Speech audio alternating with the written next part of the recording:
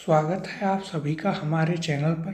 पिछली वीडियो में हमने खिलजी वंश के क्वेश्चंस किए थे, काफ़ी अच्छे से उन्हें आपके साथ डिस्कस किया गया था और काफ़ी सारे फैक्ट्स भी हमने आपको अलग से लिखवाए थे। तो वो चैप्टर आपको अच्छे से समझ में आया होगा। अभी तक जो भी हमने चैप्टर किए हैं उनकी PDF आपके लिए हमारी वेबसाइट पर डाल दी गई है, जिसका लिंक इस वीडियो के डिस्क्रिप्शन में है। तो वहाँ से आप उन PDFs को ज़रूर डाउनलोड कर लीजिएगा और यहाँ पर हमारे टेलीग्राम चैनल की लिंक भी दी गई है, तो उसे भी आप अवश्य ज्वाइन कर लें। आज की इस क्लास में हम अपना अगला चैप्टर और नया टॉपिक स्टार्ट करेंगे और वो है आपका तुगलक वंश, दिल्ली सल्तनत का तुगलक वंश। शुरुआत करते हैं इसकी पहले प्रश्न के साथ। अलाउद्दीन खिलजी के निम्न सेना अध्यक्षों में से कौन सा तुगलक वंश का प्रथम सुल्तान बना? ऑप्शन है आपके पास: ए गाजी मलिक, ऑप्शन बी है मलिक काफूर, ऑप्शन सी जफर खां या फिर ऑप्शन नंबर डी उबेद खां। इसका सही उत्तर है ऑप्शन नंबर ए गाजी मलिक। तो देखिए, गाजी मलिक कौन था? ये अलाउद्दीन खिलजी का एक सेना अध्यक्ष हुआ करता था। पिछले चैप्टर में हमने आपको खिलजी वंश के बारे में बताया था कि अलाउद्दीन खिलजी था, उसके बाद में शहाबुद्दीन उमर बनता है, फिर मुबारक खिलजी बनता है जिसने स्वयं को ही खलीफा घोषित कर लिया था, महिलाओं के कपड़े पहनता था। उसके बाद खुशबर शाह बनता है जो भारतीय मुसलमान था, और वो जो है जब सुल्तान बन जाता है उसके बाद गाजी मलिक जो है वो तुर्कों की सहायता से उसकी हत्या कर देता है। तो देखिए, किसे मार करके ये सुल्तान बनता है? गाजी मलिक खुशबर शाह को। तो यहाँ पर आप लिख लीजिएगा किसे?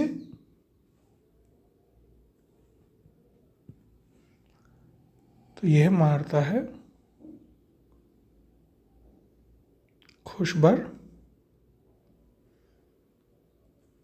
शाह को मारकर ये सुल्तान बनता है तुर्कों की सहायता से। अब हम इसकी बात कर लेते हैं और देखिए, तुगलक वंश जो है ये 94 वर्षों तक शासन करता है। कितने? 94 ईयर्स तक, यानी कि सबसे लंबा शासनकाल सल्तनत काल में इन्हीं का रहा है। तो एक पॉइंट आप यहाँ भी याद रखिएगा कि तुगलक वंश वो वंश है जिसका सल्तनत काल में सर्वाधिक शासन किसने किया है? तो वह किया है आपके तुगलकों ने।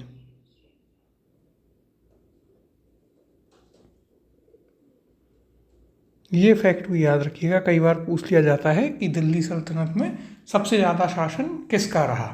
तो वो तुगलक वंश है।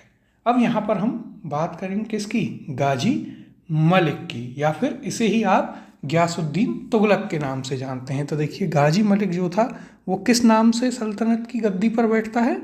तो यह बैठता है आपके गयासुद्दीन तुगलक के नाम से। तो दोनों में आप कंफ्यूज ना हो। देखिए, जब भी कोई राजा राज सिंहासन पर बैठता था तो वो एक अलग नाम लेकर के बैठता था। तो गाजी मलिक ने अपना नाम रखा गयासुद्दीन तुगलक। वास्तविक नाम क्या था? गाजी मलिक।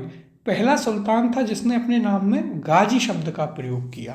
तो देखिए, एक फैक्ट इसके बारे में याद रखिएगा, क्या कि पहला सुल्तान जिसने नाम में गाजी शब्द का प्रयोग किया।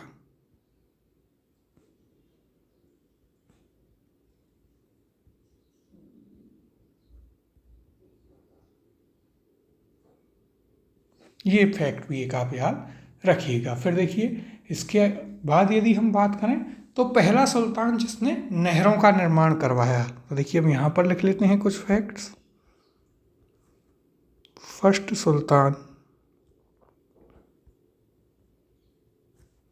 किस चीज़ का? नहरों का निर्माण करवाने वाला। जिसने नहरों का निर्माण करवाया।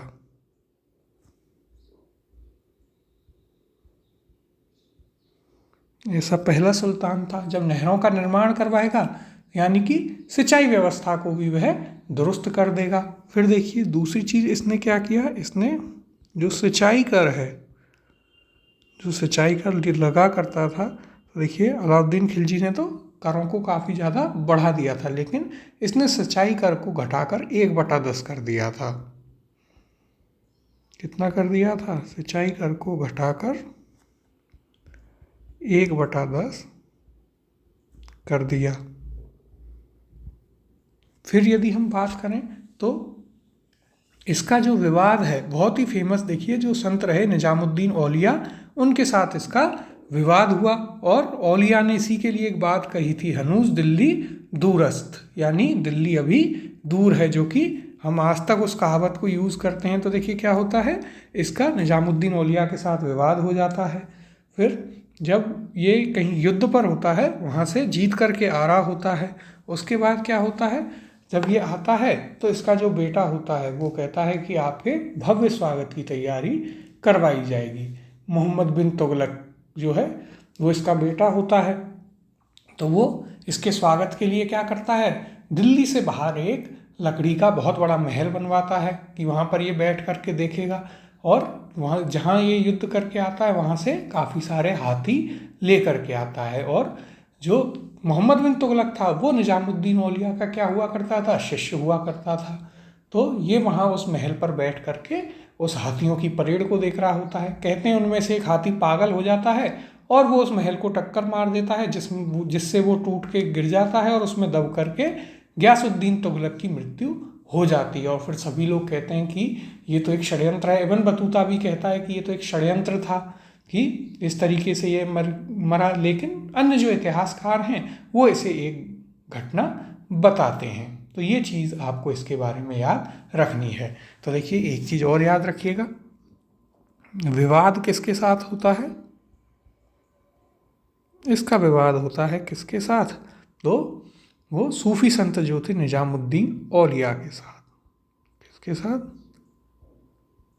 निजामुद्दीन औलिया के साथ। और तभी से सब लोग निजामुद्दीन औलिया को भी मानने लग जाते हैं कि यार क्या आदमी है, इसने भविष्यवाणी की कि हुनूस दिल्ली दूरस्त, अभी पूरे दिल्ली में पहुंचा भी नहीं था गयासुद्दीन तुगलक और उससे पहले ही उसकी मृत्यु हो गई। तो इन्होंने क्या कहा था, इन्होंने कहा था, स्टेटमेंट इनका याद रखिएगा, हनूस दिल्ली दूरस्त।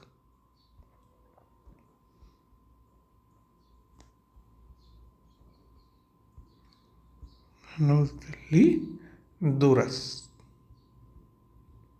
यानी कि अभी दिल्ली दूर है। और ये घटना कैसे सच हुई वो आपको पता ही है, मृत्यु की हमने कहानी आपको बता दी।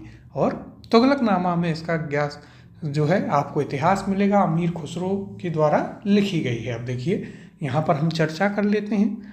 तो देखिएगा, अलाउद्दीन के सेनापतियों में गयासुद्दीन तुगलक या गाजी मलिक तुगलक वंश का प्रथम शासक था। उसने तुगलक वंश की स्थापना की। गयासुद्दीन तुगलक अलाउद्दीन खिलजी के शासनकाल में कई महत्वपूर्ण अभियानों का नेतृत्व किया था तथा उसे मुल्तान और दीपालपुर का गवर्नर नियुक्त किया गया था। कहाँ कहाँ का? मुल्तान और दीपालपुर का। इब्न बतूता के अनुसार, किसके अनुसार? देखिए इब्न बतूता के अनुसार, एक अफ्रीकी ट्रेवलर था, 29 अवसरों पर उसने मंगोलों के विरुद्ध विजय प्राप्त किया। उन्हें भारत से बाहर खदेड़ा, इसलिए वह गाजी मलिक के नाम से प्रसिद्ध हुआ।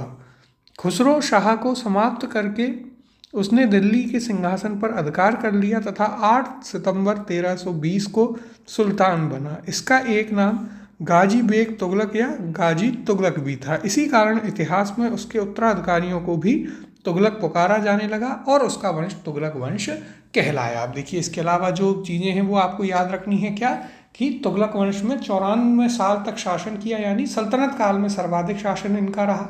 फिर गयासुद्दीन तुगलक जो है वो खुशबर शाह को मार करके सुल्तान बनता है। पहला सुल्तान जिसके नाम में गाजी शब्द का प्रयोग किया गया, और पहला ही सुल्तान जिसने नहरों का निर्माण करवाया, सिंचाई कर को घटा करके 1/10 कर दिया। विवाद होता है निजामुद्दीन औलिया के साथ, जो इससे कहते हैं हनूस दिल्ली दूरस्थ, यानी कि अभी दिल्ली दूर है और यह वास्तविकता में दिल्ली नहीं पहुंच पाता है। तो ये आपको सारे फैक्ट्स इसके बारे में याद रखने हैं। अब अगला प्रश्न देखते हैं।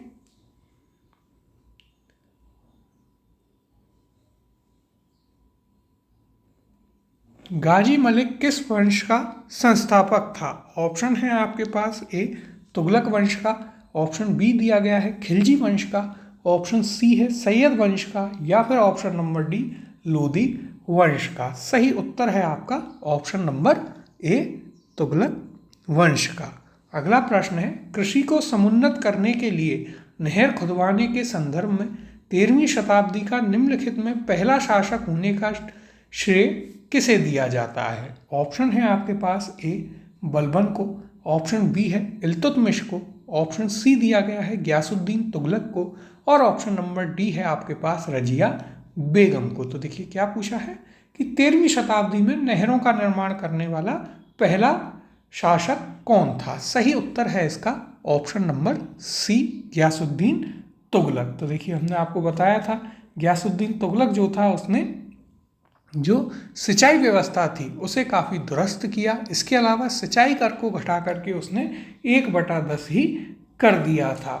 और भी यदि हम बात करें तो भू राजस्व की दर जो है वो भी उसने 1/3 ही कर दी थी। तो देखिए यहाँ पर इन दो चीज़ों को भी आप याद रखिएगा।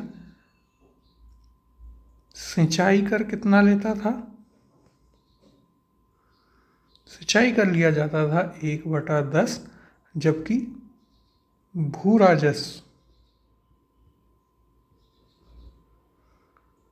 राजस्व जो कर लिया जाता था वो कितना लिया जाता था? वो आपको 1/5 से और कहीं कहीं 1/3 तक देखने को मिलता है। अब यहाँ पर इसकी चर्चा कर लेते हैं। देखिए क्या कहा गया। तुगलक वंश की स्थापना गयासुद्दीन तुगलक ने की थी। गयासुद्दीन तुगलक ने कृषकों की स्थिति में सुधार के लिए अनेक प्रयास किए। उसने मुकद्दम तथा खूतों को उनके पुराने अधिकार लौटा दिए, जो कि अलाउद्दीन खिलजी ने वापस ले लिए थे। मुकद्दम, खूतो, चौधरी जो गांव में कृषि व्यवस्था और कर वसूला करते थे, इनकी हम आगे जब दिल्ली सल्तनत का प्रशासन एक पूरा अलग चैप्टर लेंगे वहाँ पर डिटेल में बात करेंगे।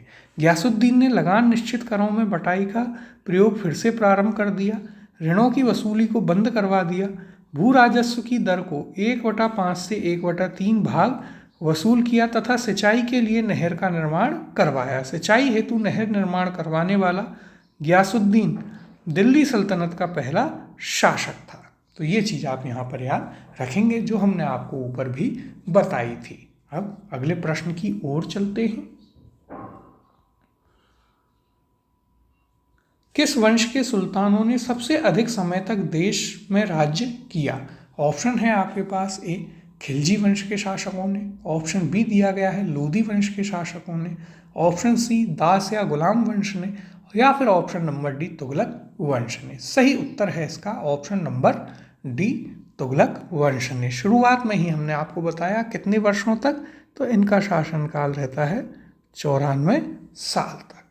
अब अगला प्रश्न है, देखिए यहाँ पर भी यदि हम बात करें तो सबसे पहले गुलाम वंश की हमने बात की थी 1206 से 1290 तक। उसके बाद आपका खिलजी वंश आता है 1290 से 1320 तक। फिर लोदी वंश जब आया तो उसने 1451 से 1526 बाबर तक, और फिर तुगलक वंश जो है इनके बीच में था 1320 से 1412 तक इन्होंने शासन किया। और सर्वाधिक शासनकाल किसका रहता है? वो रहता है आपके तुगलक वंश का। अगला प्रश्न है, दिल्ली सल्तनत का सर्वाधिक विद्वान शासक जो खगोल शास्त्र, गणित एवं आयुर्विज्ञान सहित अनेक विद्याओं में माहिर था। ऑप्शन दिए गए हैं आपको, ए इल्तुतमिश, ऑप्शन नंबर बी दिया है अलाउद्दीन खिलजी, ऑप्शन सी है मोहम्मद बिन तुगलक, और ऑप्शन नंबर डी है आपके पास सिकंदर लोधी। सही उत्तर है इसका ऑप्शन नंबर सी मोहम्मद बिन तुगलक। अब देखिए यह आपका एक इम्पॉर्टेंट क्वेश्चन हो जाता है, क्योंकि देखिए मोहम्मद बिन तुगलक के बारे में हम सभी जानते हैं अच्छे से कि इसे सल्तनत काल में क्या कहा गया, क्या क्या इसके प्रयोग थे, पागल राजा तक घोषित कर दिया गया। लेकिन यही पागल राजा सबसे पढ़ा लिखा शासक दिल्ली सल्तनत का था। लेकिन वही बात है जो आज तक फिट है कि पॉलिटिक्स में कभी भी पढ़े लिखे लोग चल नहीं पाते हैं। तो वही दिक्कत हुई किसके साथ, मोहम्मद बिन तुगलक के साथ। अब देखिए मोहम्मद बिन तुगलक की यदि हम बात करें तो इसका नाम क्या था, तो देखिए मोहम्मद बिन तुगलक का जो बचपन का नाम था वो जौना खां या उल्गू खां था। तो देखिए इसे आप जौना खां या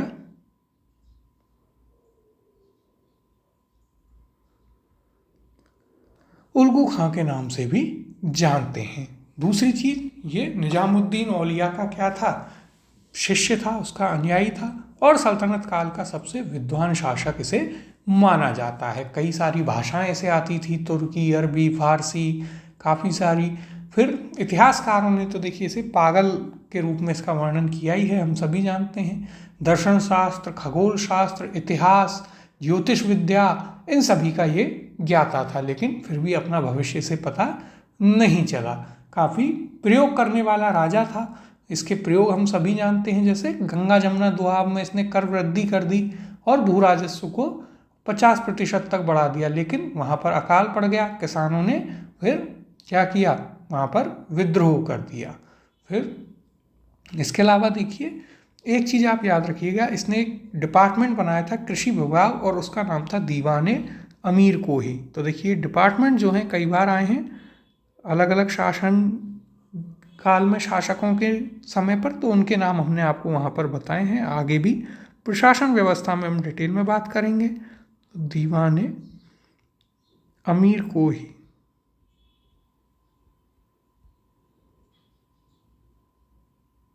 देखिए उस समय का किसान अमीर रहा होगा इसलिए दीवाने अमीर कोही। क्या था ये था कृषि विभाग। अब देखिए इसके जो प्रयोग हैं वे आपको अधिकतर पता ही हैं, तो उन्हें इतना लिखने की या याद करने की आवश्यकता हमें नहीं है। फिर देखिए दूसरा प्रयोग इसने क्या किया, चांदी के सिक्कों के स्थान पर तांबे के सिक्के चलाए। फिर ये प्रयोग असफल रहा, क्यों, क्योंकि जनता उस चीज़ को समझ नहीं पाई, अधिकारियों ने कोई सहयोग नहीं किया और लोगों ने काफ़ी सारी जाली मुद्राएं छाप दी। और एक सबसे बड़ा कारण था कि जो विदेशी व्यापारी हुआ करते थे उन्होंने इन तांबे के सिक्कों को स्वीकार नहीं किया, तो आपका ट्रेड भी पूरा गड़बड़ा गया। फिर तीसरा इसने क्या किया, राजधानी अपनी बदलकर देवगिरी बना ली। तो देखिए एक इम्पॉर्टेंट है ये वाला ज़्यादा, इसे याद रखिएगा। इसने राजधानी जो है दिल्ली को छोड़कर किसे बनाया, वो इसने बनाया देवगिरी को। अलाउद्दीन खिलजी ने जिस पर आक्रमण किया था हमने आपको बताया था, जहाँ पर यादव वंश का शासन हुआ करता था। और देवगिरी को ही क्या कहते हैं, उसका नाम बदलकर इसने दौलताबाद कर दिया, क्योंकि वहाँ पर खूब पैसा लगाया, खूब इसने कहा कि अमीर लोग आकर यहाँ पर बसेंगे, तो उसका नाम इसने क्या रख दिया, दौलताबाद रख दिया।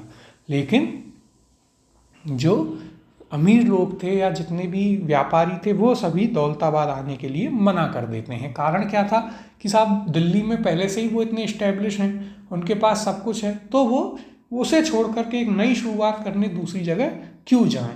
यहाँ तक कि इब्न बतूता और अबू बकर जो हैं वो उस समय के इतिहासकार हैं और वो ये लिखते हैं कि उस समय की जो जनता थी वो अपने सुल्तान को गालियों भरे हुए पत्र लिखती थी, और इसके जब ये पत्र सुल्तान तक पहुंचे तो उसने जनता को बहुत क्या किया, दंडित भी वहाँ पर किया।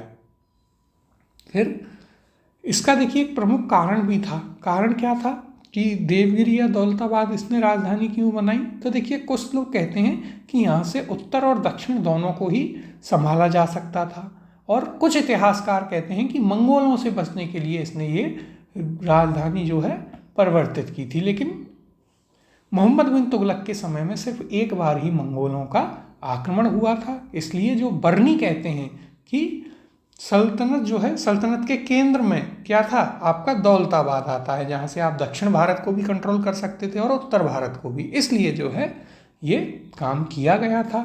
फिर देखिए यहाँ पर यदि हम बात करें तो एक इसने खुरासान अभियान भी चलाया था, वो भी इसका विफल रहा। इसने 3-4 लाख सैनिकों को भर्ती करवा लिया, उन्हें वेतन भी पहले से ही दे दिया, लेकिन आगे जाके इसकी ये योजना ही रद्द हो गई। फिर कराचिल अभियान था, जो इसकी एक टुकड़ी थी, उसको खुसरो मलिक के नेतृत्व में ये कराचिल भेजता है, और फिर होता क्या है, तो वहाँ पर मौसम खराब हो जाता है। सिर्फ 3 सैनिक जो है जिंदे बचते हैं, बाकी सब बर्फ में दब करके मर जाते हैं। तो देखिए 2 अभियान हैं, उनका नाम भी आप याद रखिएगा। तो देखिए जो इसने परिवर्तन किए उन्हें कुछ तो आपको ऐसे ही याद हैं उनमें से, जैसे कि नए सिक्के चलाना, गंगा जमुना दोआब में कर की वृद्धि करना। लेकिन देखिए 2 अभियान आपको याद रखने हैं, एक तो खुरासान एक्सपीडिशन यानी कि खुरासान अभियान है, इसे आप याद रखें, ठीक है। और इसके अलावा यदि हम बात करें तो एक आपका आता है कराचिल अभियान। कौन सा है? कराचिल अभियान। इसमें क्या होता है, इसमें सिर्फ 3 सैनिक बचे, बाकियों का क्या हुआ, तो बाकी सारे बर्फ में दबकर मर गए। जब ये 3 भी सुल्तान के पास वापस आते हैं कि ऐसे ऐसे हो गया, तो ये इन तीनों को भी मरवा देता है। फिर देखिए सल्तनत काल में सर्वाधिक विद्रोह जो हैं वो भी मोहम्मद बिन तुगलक के समय में ही होते हैं, क्योंकि सभी लोग जानते हैं कि ये इतने सारे एक्सपेरिमेंट कर रहा था जो कि कभी फेल हो रहे थे, कभी कुछ हो रहा था, तो इसलिए सर्वाधिक विद्रोह जो हैं वो भी इसी के समय में होते हैं। फिर यदि हम बात करें इसके अलावा, तो ये थोड़ा धार्मिक रूप से एक सहिष्णु शासक या सुल्तान हुआ, हिंदू त्योहारों को भी मानता था, जिसमें होली इसका काफ़ी फेवरेट एक त्योहार रहा, और अपनी जो स्वयं की इसकी धार्मिक मान्यता थी उनका ये दृढ़ता से बहुत पालन करता था, जैसे 5 बार नमाज करना आदि चीज़ें। लेकिन एक फैक्टर ये भी था कि हिंदू त्योहारों को मानता था, तो बाकी के जो उलेमा हुआ करते थे उनको यह चीज़ भी पसंद नहीं आई थी। अब देखिए यहाँ पर हम इसके बारे में और चर्चा कर लेते हैं, जैसे जैसे इसके बारे में बातें आएंगी डिटेल से आपको और बताते हुए चलेंगे। तो देखिए यहाँ क्या कहा गया है, दिल्ली सल्तनत के सभी सुल्तानों में मोहम्मद बिन तुगलक सर्वाधिक विद्वान एवं शिक्षित शासक था।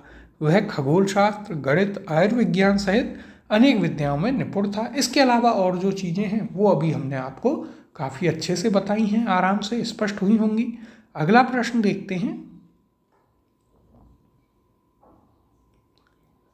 अमीर कोही एक नया विभाग किस सुल्तान द्वारा शुरू किया गया था? ऑप्शन है आपके पास, ए अलाउद्दीन खिलजी के द्वारा, ऑप्शन नंबर बी है फिरोज शाह तुगलक के द्वारा, ऑप्शन सी दिया गया है मोहम्मद बिन तुगलक के द्वारा, और ऑप्शन डी है आपके पास सिकंदर लोधी के पास। तो देखिए ये भी एक इम्पॉर्टेंट क्वेश्चन है, अभी अभी हमने आपको पढ़ाया तो आप इजीली कर पाएंगे। यदि एग्ज़ाम में होगा तो वहाँ पर फिर इस टाइप के क्वेश्चन बहुत परेशान करते हैं, कई बार 4-5 आपको एक तरफ विभाग दे देगा, दूसरी तरफ किस सुल्तान ने उन्हें बनाया वो मैच करने को दे देगा, तो काफ़ी अच्छे क्वेश्चन यहाँ से बनते हैं। तो देखिए अमीर कोही क्या था, कृषि विभाग था, किसने बनाया? मोहम्मद बिन तुगलक ने। ऑप्शन नंबर सी आपका सही उत्तर होगा। अब यहाँ पर हम इसकी चर्चा कर लेते हैं। देखिए मोहम्मद बिन तुगलक ने कृषि की उन्नति के लिए एक नए विभाग दीवान अमीर कोही की स्थापना की। इस विभाग का मुख्य कार्य कृषकों को प्रत्यक्ष सहायता देकर अधिक भूमि कृषि कार्य के अधीन लाना था, क्योंकि देखिए अलाउद्दीन खिलजी के समय पर क्या हुआ था, खालसा भूमि ज़्यादा पड़ गई थी। 60 वर्ग मील की भूमि का एक लंबा टुकड़ा इस कार्य के लिए चुना गया। भूमि पर कृषि सुधार किए गए और फसल चक्र के अनुरूप हेर फेर के साथ विभिन्न फसलों की खेती की गई। तो आपको तो मुख्यतः याद रखना है कि अमीर कोही क्या था, कृषि विभाग था, और इसकी स्थापना किसने की? मोहम्मद बिन तुगलक ने की। अगला प्रश्न है, दिल्ली के किस सुल्तान ने एक पृथक कृषि विभाग की स्थापना की एवं फसल चक्र की योजना बनाई? ऑप्शन है आपके पास, ए इल्तुतमिश, ऑप्शन बी दिया गया है बलबन। आगे देखते हैं ऑप्शंस को। ऑप्शन सी है आपके पास अलाउद्दीन खिलजी, और ऑप्शन नंबर डी है मोहम्मद बिन तुगलक। तो देखिए अलग कृषि विभाग किसने बनाया था? मोहम्मद बिन तुगलक ने। ऑप्शन नंबर डी आपका सही उत्तर होगा। और विभाग का नाम क्या था? दीवाने अमीरे कोही। अगले प्रश्न की ओर चलते हैं। दीवाने कोही किससे संबंधित है? ऑप्शन है आपके पास A Mohammad bin Tughlaq, B Firoz Shah Tughlaq, option C दिया है अकबर और ऑप्शन नंबर डी है अलाउद्दीन। सही उत्तर है इसका option number A Mohammad bin Tughlaq या जौना खां। अगला प्रश्न है, मोहम्मद बिन तुगलक अपनी राजधानी दिल्ली से ले गया। ऑप्शन दिए गए हैं आपको ए दौलताबाद, ऑप्शन नंबर बी है कालिंचर, ऑप्शन सी दिया गया है कन्नौज और ऑप्शन डी है लाहौर। सही उत्तर है इसका ऑप्शन नंबर ए दौलताबाद। दौलताबाद या फिर इसे ही क्या कहते थे? इसे ही देवगिरी कहा जाता था। क्या कहते थे? देवगिरी। अब देखिए इसके जो नई राजधानी बनाने के कारण हैं वे भी हमने आपको बताए थे। जैसे बर्नी क्या कहता है? तो देखिए एक चीज़ आप याद रखिएगा कि इतिहासकार बर्नी क्या कहते हैं, ये इम्पोर्टेंट है। ये कहते हैं कि जो दौलताबाद था, दौलताबाद सल्तनत के केंद्र में था, यानी कि यहाँ से आप उत्तर भारत और दक्षिण भारत दोनों को ही अच्छे से कंट्रोल कर सकते थे। इसलिए जो है मोहम्मद बिन तुगलक अपनी राजधानी दौलताबाद ले गया। अन्य इतिहासकार कहते हैं कि ये मंगोलों से बचने के लिए अपनी राजधानी को देवगिरी या दौलताबाद ले जाता है, लेकिन इनमें से ज़्यादा करेक्ट जो है वो बर्नी का जो कहना है उसे माना जाता है, इसलिए ये आपके लिए इम्पॉर्टेंट है। अब यहाँ पर हम इसकी चर्चा भी कर लेते हैं। तो देखिए क्या कहा गया है, मोहम्मद बिन तुगलक के प्रयोगों में से सबसे महत्वपूर्ण था राजधानी दिल्ली से दौलताबाद या देवगिरी। मोहम्मद तुगलक द्वारा राजधानी परिवर्तन के विभिन्न कारण बताए गए हैं, लेकिन जियाउद्दीन बर्नी के अनुसार साम्राज्य के केंद्र में स्थित होने के कारण देवगिरी को राजधानी बनाया गया था। तो ये फैक्ट आप जरूर याद रखिएगा, इम्पोर्टेंट है। और ऐसा किसका मानना था ये चीज़ भी आप याद रखिएगा, उस इतिहासकार का नाम भी। अब अगला प्रश्न देखते हैं। दिल्ली से दौलताबाद राजधानी के स्थानांतरण का आदेश दिया था। ऑप्शन है आपके पास ए सुल्तान फिरोज तुगलक ने, ऑप्शन नंबर बी है सुल्तान गियासुद्दीन तुगलक ने, ऑप्शन सी दिया गया है सुल्तान मुबारक ने और ऑप्शन डी है सुल्तान मोहम्मद बिन तुगलक ने। तो सही उत्तर है इसका ऑप्शन नंबर डी सुल्तान मोहम्मद बिन तुगलक ने। अगला प्रश्न है, भारत में सर्वप्रथम सांकेतिक मुद्रा का प्रचलन किया था। ऑप्शन है आपके पास ए अकबर ने, ऑप्शन बी दिया है अलाउद्दीन खिलजी ने, ऑप्शन सी है आपके पास बहलोल लोदी ने या option number D Mohammad bin Tughlaq ने। सही उत्तर है इसका option number D Mohammad bin Tughlaq ने, सांकेतिक या प्रतीकात्मक मुद्रा। तो देखिए इसने क्या किया, इसने किए थे तांबे के सिक्के। सभी जानते हैं कि इसने तांबे के सिक्के प्रारंभ किए। जनता ने क्या किया, अपने घर में सिक्के बनाने लग गई, तो फर्जी करेंसी काफ़ी सारी आ गई थी। ये इसने किससे इंस्पायर होकर किया? देखिए ये चीज़ याद रखिए, हो सकता है आपसे पूछ ली जाए। तो देखिए दो व्यक्तियों के नाम आपको याद रखने हैं, कुबलई खां और एक नाम और याद रखिएगा गेताखू। ये देखिए ईरान साइड के शासक हुआ करते थे, इनसे प्रभावित होकर, गेताखू से प्रभावित होकर इसने यह कार्य किया था, लेकिन असफल रहा, हम सभी जानते हैं। तो देखिए ये जो दो नाम आपको यहाँ पर दिए गए हैं ये आपके लिए काफ़ी इम्पोर्टेंट हैं, इन्हें आप जरूर याद रखिएगा। जाली मुद्रा आ गई, फिर विदेशी व्यापारी जो थे उन्होंने इसे स्वीकार नहीं किया, एक बहुत ही महत्वपूर्ण कारण है, इसे भी आप याद रखिएगा। मुख्य कारण जो है वो दो ही माने जाते हैं इस प्रयोग के विफल होने के। पहला जाली मुद्रा और दूसरा जो विदेशी व्यापारी थे उन्होंने इसे लेने से बिल्कुल मना कर दिया था। अब यहाँ पर हम इसकी अच्छे से और चर्चा कर लेते हैं। देखिए क्या कहा गया है। तो देखिए, मोहम्मद तुगलक ने अपने समय में विभिन्न प्रकार के सिक्के चलाए और उन सभी का उचित मूल्य निश्चित किया, परंतु सांकेतिक मुद्रा का प्रचलन उसकी एक विशिष्टता रही। बर्नी के कथनानुसार खजाने में चांदी की कमी और साम्राज्य विस्तार की नीति को कार्य रूप में परिणत करने की वजह से मोहम्मद बिन तुगलक को सांकेतिक मुद्रा चलानी पड़ी। इसने क्या किया, उस मुद्रा को चला करके सभी लोगों को कहा कि चांदी के सिक्के वापस जमा कराओ और नए सिक्के लेके जाओ। तो जैसे मोदी जी ने नोटबंदी करके पूरे देश को लाइन में लगा दिया था, वैसे ही इस पागल ने पूरे अपने सल्तनत के लोगों को लाइन में लगा दिया। फिर देखिए, ईरान में गाय खातू या गे खातू, जो हमने अभी आपको बताया कि ईरान के राजा थे, गे खातू के समय सांकेतिक मुद्रा चलाई गई थी। यद्यपि वहाँ यह प्रयोग असफल हुआ था, परंतु चीन में, कहाँ देखिए तो चीन में कौन था, चीन में कुबलाई खां के समय में सांकेतिक मुद्रा का प्रयोग सफलतापूर्वक किया गया था। संभवतः नवीन अन्वेषणों का प्रयोग करने वाले मोहम्मद बिन तुगलक ने उन देशों से प्रेरणा प्राप्त की।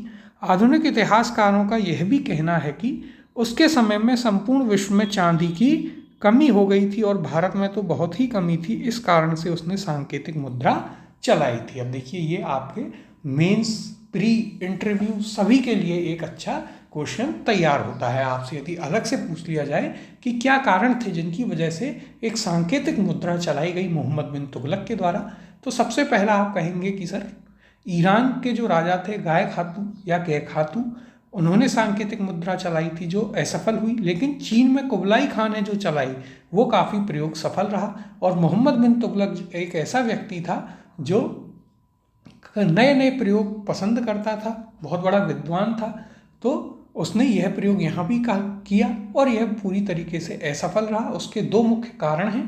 पहला कि एक फर्जी करेंसी या जाली मुद्रा देश में आ गई, और दूसरा कि विदेशी व्यापारियों ने इसे स्वीकार नहीं किया। और नहीं स्वीकार करने का एक प्रमुख कारण था कि उस समय पूरे विश्व में चांदी की कमी थी और वे चांदी लेना चाहते थे।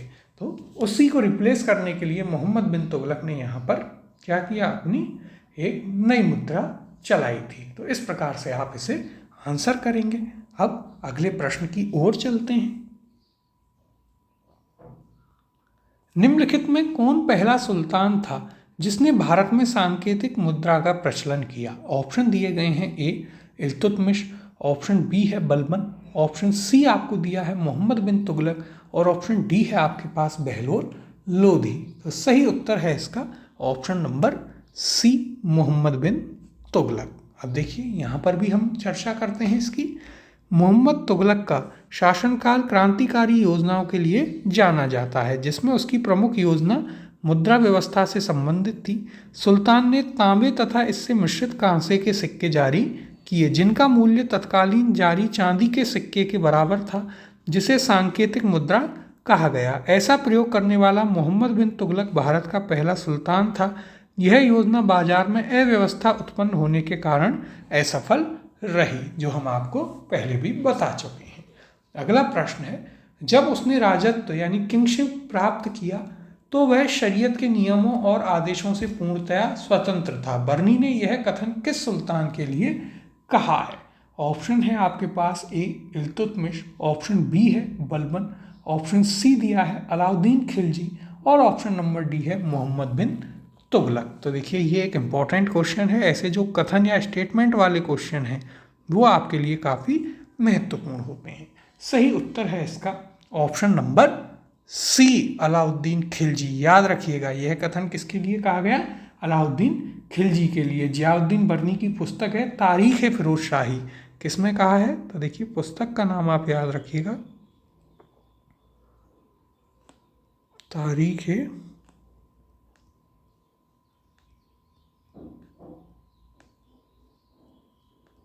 फिरोज शाही, उसमें ऐसा कहा गया है। ये पुस्तक का नाम बहुत ही इम्पॉर्टेंट है, इसे याद रखिएगा। अब देखिए, कौन कौन से इतिहासकार थे, उनकी पुस्तकें, रचनाएं क्या थी, वो हम पूरा एक अलग चैप्टर में करेंगे कि दिल्ली सल्तनत के इतिहासकार ये थे, उनकी प्रमुख रचनाएं ये थी। अब यहाँ पर हम इसकी यदि चर्चा करें तो क्या कहा गया है, देखिएगा। जियाउद्दीन बर्नी ने उक्त कथन अलाउद्दीन खिलजी के लिए कहा है। उसने अपनी पुस्तक तारीख फिरोजशाही में इसका वर्णन किया है। कहाँ वर्णन किया है, देखिए हमने भी आपको बताया, तारीख फिरोजशाही में। अगला प्रश्न देखते हैं। कथन ए है, मोहम्मद बिन तुगलक ने एक नया स्वर्ण सिक्का जारी किया जो इब्न बतूता द्वारा दीनार कहलाया गया। कारण आर है, मोहम्मद बिन तुगलक पश्चिम एशियाई तथा उत्तरी अफ्रीकी देशों के साथ व्यापार में अभिवृद्धि के लिए स्वर्ण सिक्कों की टोकन मुद्रा जारी करना चाहता था। अब आगे देखते हैं इस प्रश्न में और क्या कहा है। आगे कूट दिए गए हैं आपको। ऑप्शन ए है, ए तथा आर दोनों सही हैं तथा आर ए की सही व्याख्या करता है। ऑप्शन बी दिया गया है आपको, ए और आर दोनों सही हैं परंतु आर ए की सही व्याख्या नहीं है। ऑप्शन सी है, ए सही है परंतु आर गलत है। और ऑप्शन डी है, ए गलत है परंतु आर सही है। और यह आपसे यूपीएससी प्रीलिम्स में भी पूछा जा चुका है। देखिए काफ़ी इंपॉर्टेंट और अच्छा क्वेश्चन है, और दोनों कथनों को एक बार पुनः पढ़ेंगे आराम से। कथन ए क्या कह रहा है, मोहम्मद बिन तुगलक ने एक नया स्वर्ण सिक्का जारी किया जो इब्न बतूता द्वारा दीनार कहलाया। तो देखिए यह कथन आपका एकदम सही है। फिर कारण आर क्या है, स्वर्ण सिक्का जारी करने का कारण यहाँ दिया गया है, मोहम्मद बिन तुगलक पश्चिम एशियाई तथा उत्तरी अफ्रीकी देशों के साथ व्यापार में अभिवृद्धि के लिए स्वर्ण सिक्कों की टोकन मुद्रा जारी करना चाहता था। तो यह तो देखिए आपका क्या है, यह आपका गलत कारण है। इसके लिए तो वो क्या जारी करता है, स्वर्ण मुद्रा नहीं, इसके लिए तो वो टोकन करेंसी यानी कि टोकन मुद्रा जारी करता है, जो तांबे के सिक्के चलते हैं। तो कारण आपका यहाँ पर गलत है।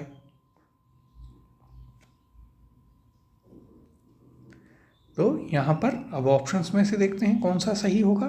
तो देखिए सही उत्तर होगा ऑप्शन नंबर सी, ए सही है परंतु आर यहाँ पर गलत है।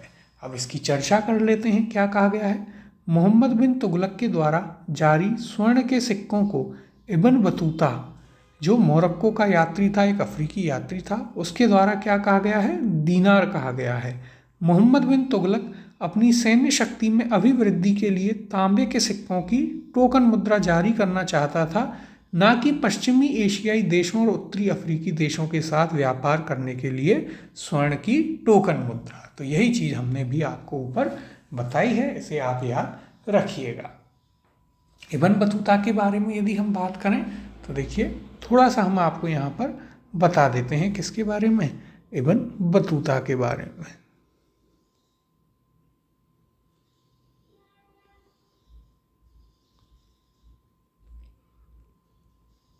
तो देखिए पहली चीज़, कहाँ का रहने वाला था, तो ये आया था मोरक्को से।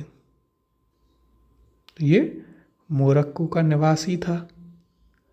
भारत कब आता है, तो भारत आता है ये 1333 में। 1333 ईस्वी में ये आता है भारत। भारत आया। फिर यदि हम बात करें तो मोहम्मद बिन तुगलक जो था उसने इसे क्या किया, दिल्ली में काजी के पद पर नियुक्त किया। काजी जो है कानून से संबंधित, कोर्ट से संबंधित एक पद हुआ करता था। तो देखिए यहाँ पर इसके बारे में लिख लीजिएगा, मोहम्मद बिन तुगलक, MBT ने। और देखिए मोहम्मद बिन तुगलक की एक आदत थी, पहले बड़ी अच्छी दोस्ती करता था, फिर बाद में उसी से लड़ाई कर लेता था। तो देखिए मोहम्मद बिन तुगलक ने इसे दिल्ली में काजी नियुक्त किया।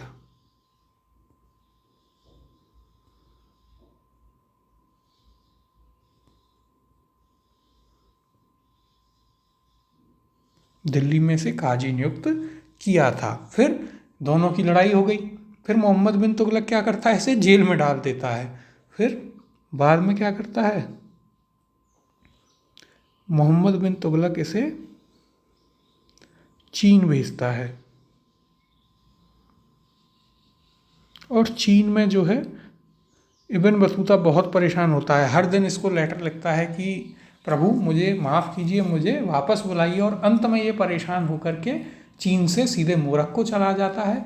और फिर वहाँ पर इब्न बतूता जो है, जो अपनी यात्रा का वृत्तांत चीन में लिखता है और कहता है कि ये बुद्धिमान तो है मोहम्मद बिन तुगलक, लेकिन सनकी है, पागल है, ऐसा लिखता है। तो इब्न बतूता के बारे में ये कुछ चीज़ें आप याद रखिएगा। अब अगले प्रश्न की ओर चलते हैं। निम्न कथनों पर विचार कीजिए। कथन ए है, मोहम्मद तुगलक की प्रतीक मुद्रा योजना असफल सिद्ध हुई। कारण आर है, मोहम्मद तुगलक का मुद्रा निर्गमन पर उचित नियंत्रण नहीं था। सही उत्तर का चयन नीचे दिए गए कूट से कीजिए। ऑप्शन दिए गए हैं आपके पास। ए और आर दोनों सही हैं और आर ए की सही व्याख्या है। ऑप्शन बी है, ए और आर दोनों सही हैं परंतु आर ए की सही व्याख्या नहीं है। ऑप्शन सी है, ए सही है परंतु आर गलत है। और ऑप्शन डी है आपके पास, ए गलत है परंतु आर सही है। अब कथनों को एक बार पुनः पढ़ते हैं अच्छे से। कथन ए क्या कहता है, मोहम्मद तुगलक की प्रतीक मुद्रा योजना असफल सिद्ध हुई। तो बिल्कुल सही कथन है, इसमें तो कोई डाउट ही नहीं है। कारण इसका दिया गया है, मोहम्मद तुगलक का मुद्रा निर्गमन पर उचित नियंत्रण नहीं था, यानी कि कितनी करेंसी जारी हो रही है, कितनी मुद्रा जारी हो रही है, उस पर उसका सही नियंत्रण नहीं था, इस कारण यह असफल हुई। तो यह कारण भी आपका बिल्कुल सही है। तो देखिए सही उत्तर हो जाएगा आपका ऑप्शन नंबर ए और आर दोनों सही हैं और कारण भी इसकी सही व्याख्या करता है। अब यहाँ पर हम इसके ऊपर चर्चा कर लेते हैं। देखिए क्या कहा गया है, बर्नी मोहम्मद तुगलक की 5 मुख्य योजनाओं का विशेष रूप से उल्लेख करता है। कौन कौन सी हमने आपको बताई थी। दुआब में कर वृद्धि 50% बढ़ा देता है, वहाँ विद्रोह हो जाता है क्योंकि उसी साल अकाल पड़ता है, तो इसकी किस्मत ज़्यादा खराब थी। देवगिरी या दौलताबाद को राजधानी बनाना, इतने पैसा लगाकर सब लगाकर उसे बसाता है और एंड में लोग जाने से मना कर देते हैं, लेटर में गालियाँ लिख लिख के भेजते हैं इसको। तीसरा, सांकेतिक मुद्रा जारी करना, तो लोग क्या करते हैं, खुद ही उस मुद्रा को अपने घर में छापने लग जाते हैं। फिर खुरासान पर आक्रमण, उसके लिए पूरी सेना 3-4 लाख की रिक्रूट कर लेता है, बाद में खुरासान पर आक्रमण ही नहीं करता। फिर कराचल की ओर अभियान, वहाँ पर सेना भेजता है, पूरी सेना बर्फ में दबकर मर जाती है, 3 लोग ही बचते हैं। फिर देखिए आगे, सांकेतिक मुद्रा या प्रतीक मुद्रा योजना की असफलता का मुख्य कारण सिक्का ढालने पर राज्य का नियंत्रण न होना था। प्रतीक मुद्रा का मूल्य चांदी की मुद्रा के मूल्य के बराबर रखा गया था, जिसके कारण अनेक जाली टकसाल बन गए। लगान जाली सिक्कों से दिया जाने लगा और क्या हुआ, जो इसका पूरा राजस्व था वो जाली सिक्कों से ही भर गया। अब अगले प्रश्न की ओर चलते हैं।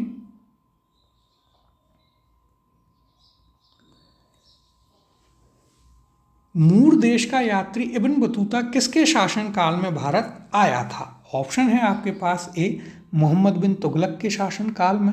ऑप्शन बी दिया गया है बाबर के शासनकाल में।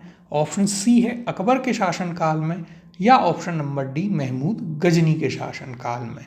तो सही उत्तर है इसका option number A, Mohammad bin Tughlaq के शासनकाल में आता है। कब आता है, तो यह आता है आपका 1333 ईस्वी में।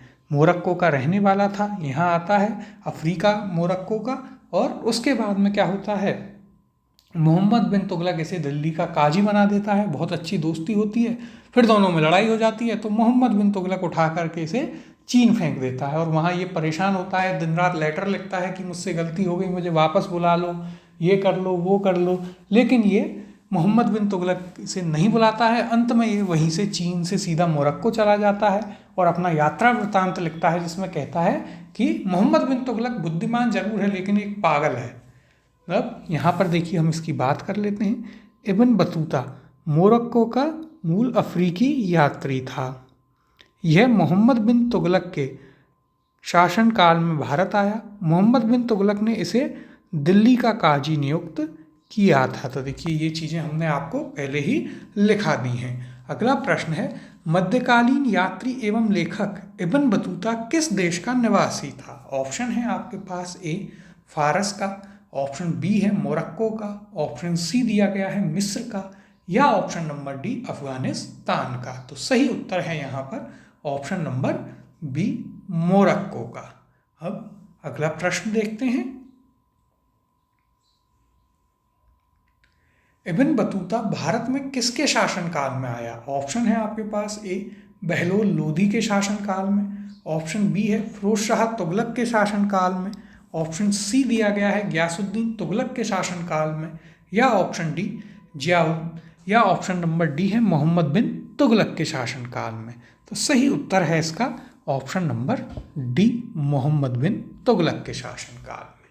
अगला प्रश्न है किसने सल्तनत काल में डाक व्यवस्था का विस्तृत विवरण दिया है? ऑप्शन है आपके पास ए अमीर खुसरो, ऑप्शन बी है इब्न बतूता, ऑप्शन सी दिया गया है सुल्तान फिरोज शाह, या ऑप्शन नंबर डी जियाउद्दीन बर्नी। तो देखिए ये आपके लिए एक इम्पॉर्टेंट क्वेश्चन है।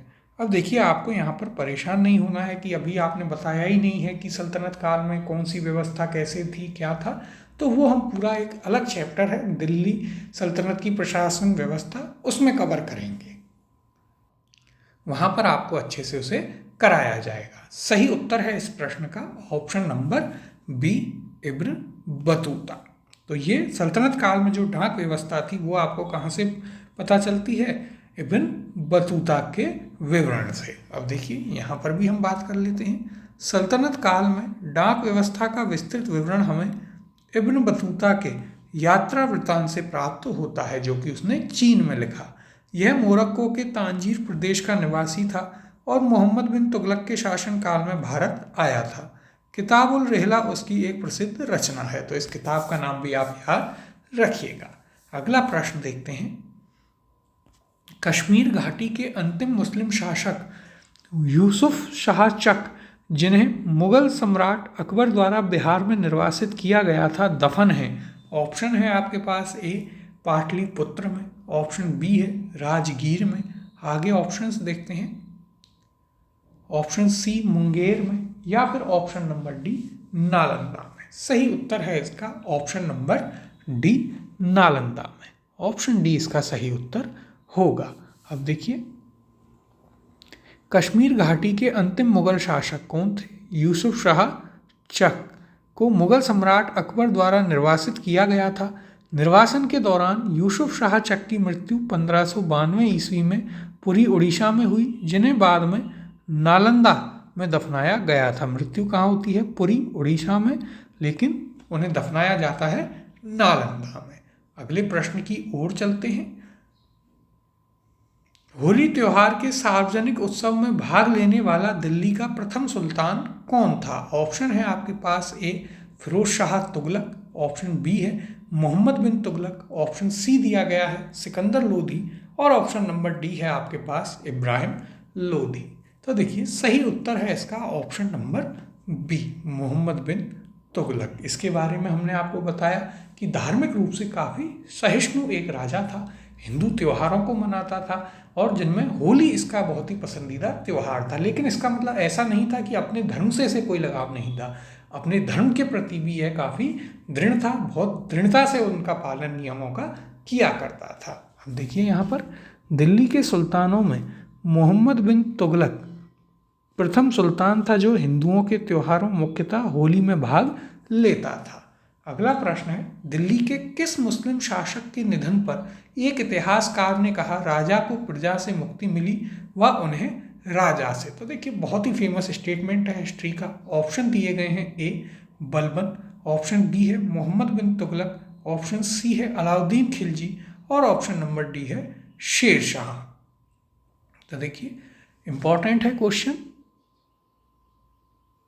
सही उत्तर है इसका option number B Mohammad bin Tughlaq. जब मोहम्मद बिन तुगलक की मृत्यु हो जाती है उसके बाद में बदायूनी लिखते हैं। किसका कथन है? देखिए तो कथन है ये किसका? बदायूनी का। बदायूनी का कथन है और बदायूनी क्या कहते हैं कि अच्छा हुआ प्रजा को राजा से और राजा को इस प्रजा से मुक्ति मिल गई। तो ये आपको याद रखना है। अब देखिए यदि हम बात करें तो मोहम्मद बिन तुगलक जब सुल्तान हुआ करता था तो गुजरात में एक विद्रोह होता है और उस विद्रोह को दबाने के लिए वह गुजरात जाता है, वहाँ से फिर वो सिंध जाता है और उसके बाद जब वह वापस आता है तो वो बीमार पड़ जाता है और वहीं उसकी मृत्यु हो जाती है रास्ते में ही। अब यहाँ पर हम इसके ऊपर चर्चा भी कर लेते हैं क्या कहा गया है, तो देखिएगा। मोहम्मद बिन तुगलक जब दौलताबाद में था तभी तागी के नेतृत्व में गुजरात में एक विद्रोह हुआ। सुल्तान स्वयं इस विद्रोह को दबाने के लिए गुजरात गया। तागी पराजित हुआ और भागकर सिंध चला गया। सुल्तान गुजरात में शांति व्यवस्था स्थापित कर तागी को समाप्त करने के लिए सिंध की ओर रवाना हुआ। मार्ग में ही सुल्तान बीमार पड़ा और थट्टा के निकट 20 मार्च 1351 को उसकी मृत्यु हो गई। उसके निधन पर बदायूनी ने लिखा है, किसने? बदायूनी ने, कि सुल्तान को उसकी प्रजा से और प्रजा को अपने सुल्तान से मुक्ति मिल गई। अब देखिए एक चीज़ और इम्पॉर्टेंट है यहाँ पर कि मोहम्मद बिन तुगलक के समय के जितने भी इतिहासकार हैं वे आपको हमेशा मोहम्मद बिन तुगलक की आलोचना करते हुए ही दिखेंगे। सभी उसकी आलोचना करते हैं। उसका एक प्रमुख कारण जो माना जाता है हिस्ट्री में, वो कारण ये है कि वो हिंदू त्योहारों को मानता था और हिंदू धर्म को भी काफ़ी रिस्पेक्ट दिया करता था। इसकी वजह से जो मुस्लिम इतिहासकार थे या जो मुस्लिम पढ़े लिखे थे या कह सकते हैं कि उच्च पद पर थे, वो उससे काफ़ी नाराज़ रहते थे। एक प्रमुख कारण उसका ये था। फिर उसके प्रयोग तो थे ही कि हर प्रयोग असफल होता था, जनता को वो झेलना पड़ता था, तो वो भी एक प्रमुख कारण था। अगला प्रश्न देखते हैं। इतिहासकार बदायूनी ने किसकी मृत्यु पर कहा था कि सुल्तान को अपनी प्रजा से और प्रजा को सुल्तान से मुक्ति मिल गई? ऑप्शन है आपके पास ए अलाउद्दीन खिलजी, ऑप्शन बी है बलबन, ऑप्शन सी दिया है इल्तुतमिश और ऑप्शन डी है मोहम्मद बिन तुगलक। देखिए यूपीएससी प्रीलिम्स में भी आपसे पूछा जा चुका है। सही उत्तर है इसका option number D, Mohammad bin Tughlaq की मृत्यु पर ऐसा कहा गया था। तो आप सोच सकते हैं कि जनता कितनी परेशान होगी कि ये तक कहा कि हमें इससे छुटकारा मिल गया और इसे हमसे। अब अगले प्रश्न की ओर चलते हैं।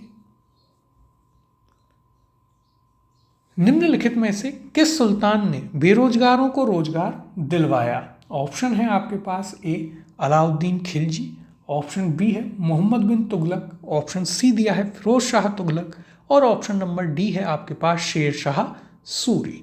सही उत्तर है इसका option number C, Firoz Shah Tughlaq. देखिए अच्छा और इम्पोर्टेंट क्वेश्चन है।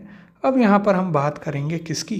फिरोज शाह तुगलक की। तो देखिए जब थट्टा सिंध में मोहम्मद बिन तुगलक की मृत्यु हो जाती है तो वहीं पर फिरोज शाह तुगलक को सुल्तान बना दिया जाता है। ये मोहम्मद बिन तुगलक का चचेरा भाई हुआ करता था, लेकिन वैध अधिकारी तो नहीं था, लेकिन अमीरों और उलेमाओं की सहायता से ये शासक बन जाता है।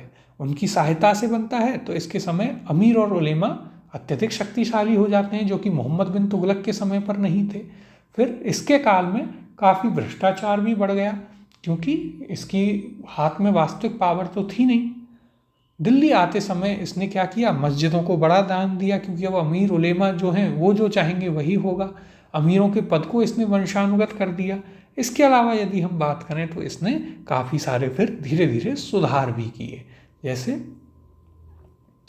इसने राज्य की जो वार्षिक आय है उसकी गणना करवाई, 3 प्रकार के ये सिक्के चलाता है और सिर्फ इसने 4 कर लागू करवाए जो कि शरीयत कानून में लिखे हुए थे। जैसे खुम्स एक होता था युद्ध में लूट का, फिर खराज, जजिया, जकात, 23 प्रकार के जो कर थे उनको यह समाप्त कर देता है। नहरों का निर्माण करवाता है। 300 शहरों की स्थापना की इसने, यानी कि शहरीकरण पर काफ़ी बल दिया। जैसे फिरोज शाह कोटला, फिरोजाबाद, हिसार, फिरोजपुर, फतेहाबाद, जौनपुर, जो कि जौना खान यानी मोहम्मद बिन तुगलक की याद में इसने बनवाया।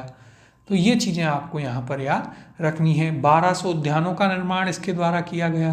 काफ़ी सारे विभागों का ये निर्माण करता है और उसके अलावा बेरोजगारों को भी रोजगार प्रदान करता है। अब देखिए यहाँ पर हम फिरोज शाह तुगलक के बारे में कुछ चर्चा कर लेते हैं अच्छे से। तो देखिए FST यानी फिरोज शाह तुगलक, शॉर्ट में हम इसी से डिनोट करेंगे जब भी पढ़ेंगे। तो देखिए फिरोज शाह तुगलक के बारे में आपको अब हमने बताया कि चचेरा भाई था, बनता है। और एक चीज़ आपको याद रखनी है, क्या? तो वो है कि अमीर एवं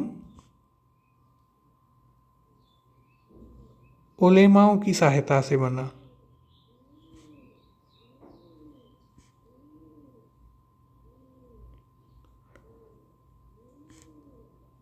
अब इनकी सहायता से बना है तो ऑब्वियस सी बात है कि ये लोग अधिक शक्तिशाली हो जाएंगे, भ्रष्टाचार बढ़ेगा। फिर आपको कुछ सुधार याद रखने हैं। तो देखिए, इसने सुधार जो करवाए थे वो इम्पोर्टेंट है।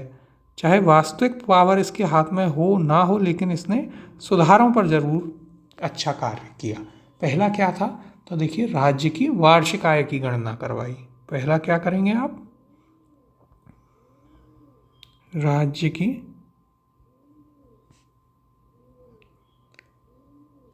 वार्षिक आय गणना, यह भी इसके द्वारा करवाई गई थी। इसके द्वारा करवाई। और किसने की? तो देखिए, हिसामुद्दीन जुनैद से। ये एक नाम भी और आप याद रख लीजिएगा, हिसामुद्दीन जुनैद ने की थी। अब देखिए, इतनी डीप चीज़ें आपको बताई जा रही हैं तो इनसे बाहर तो फिर कहाँ ही कोई चीज़ जाएगी। फिर देखिए, दूसरा, 3 नए सिक्के चलाता है फिरोज शाह तुगलक। कौन कौन से सिक्के हैं? तो देखिए, एक था शशगनी। कौन सा था? शशगनी। ये हुआ करता था चांदी का सिक्का।